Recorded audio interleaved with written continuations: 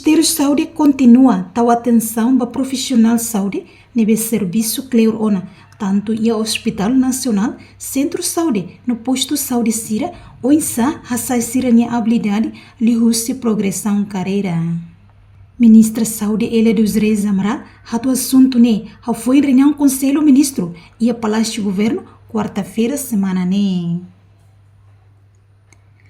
Elia Dehan, Tinan Sanolo Ona, governo precisa tal atenção para profissional saúde Sira, hadia Sira nia carreira, no moço halo recrutamento para pessoal saúde Sira. Usia mais do que 10 anos, vai a profissional de saúde Sira, que precisa dar atenção, satu passar sirnya habilidade de levar progressão carreira sirnya base. Então, em primeiro lugar, está a progressão carreira, depois e ao mesmo tempo você está falando de recrutamento.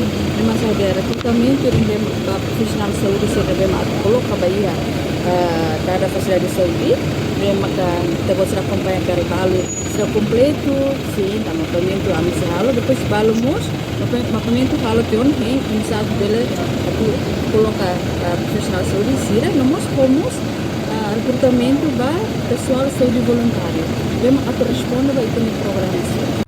Governante ne afirma precisa ter halo recrutamento para profissional saúde Sira, também ia centro saúde, posto saúde, inclui Hospital Nacional Guido Valadares, sem menos recursos humanos.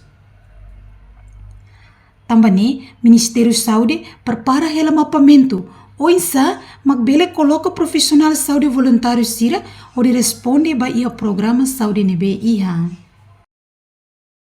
Janela informação ba Emogoto.